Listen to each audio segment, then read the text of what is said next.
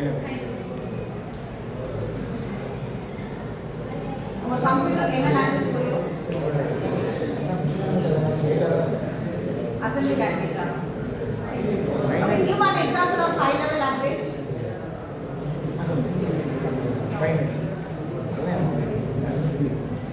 Give one example of high level language.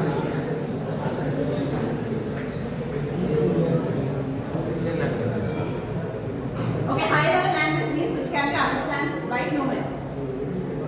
Okay, so what is that? For example, C. Okay, C is the high level language. Next you have your C sharp. as you said, your assembly level language. Okay, and next you have your low level language. Low level means which can be understood by the hardware or by your system. It's nothing but zeros and ones. So this is your low level language. And in between you have your assembly language. So I think you will learn the assembly language. Microcontroller, microprocessor, I think you may learn next time. So it's here, right? High level, low level language. Okay, so to enter your data in the system, they use punch cards. Okay, they'll be using punch cards. Similar kind of job, they'll be grouping as one batch. Okay, so in one batch, in that particular punch cards, a person will give to the operator. Okay, and he will go home. And that operator only will be feeding in the system. Okay, so that was done in 1960s. So that is your batch OS. Okay, it's not used now. Using punch cards, similar kind of job will be grouped into batches and process. That is your batch OS. This is clear? Next is your multiprogrammable OS.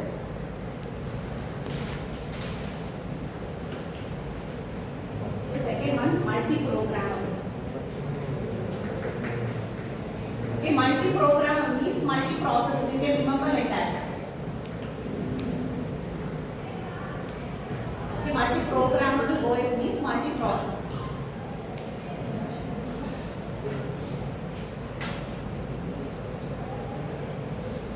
Okay, and for that, just write this term non-preemptive and preemptive.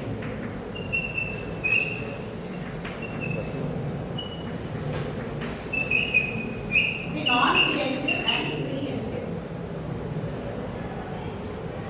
Okay, these terms will be used in your OS.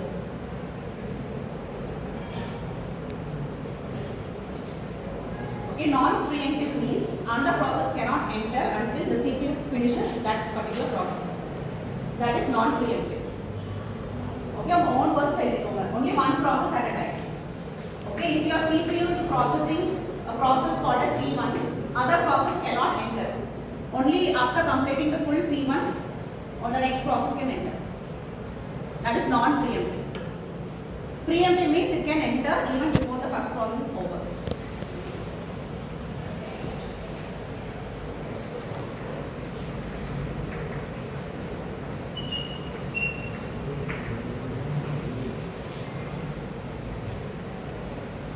This multi-program is a non-preemptive OS. இது எல்லாத்துக்குமே examples இருக்கு. Okay, types of OS. For example, a batch OS, you have many OS inside that. Okay. அதே multi-program OS கூட நிறைய example of OS இருக்கு.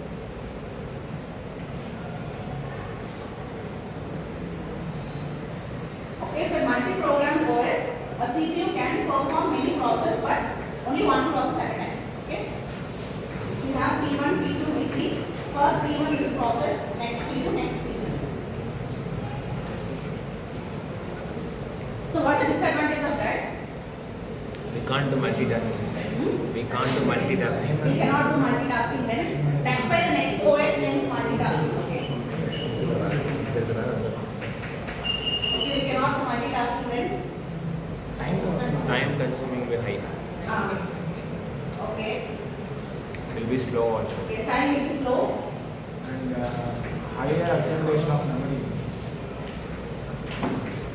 Okay, we need a higher response time OS, right? Your CPU on the billions of instruction பண்ணும்போது we need to be faster, correct? If one process is taking for 1 hour means it is a waste of time for the other process will be waiting. Okay, and similarly, for example, so execute பண்ணும்போது the CPU பண்ணும். Assume that you want to open a Word file. That time what it will do, it will send that thing out. Okay, we have to go, we have to open, and then again for proxy only we come back. Up to CPU will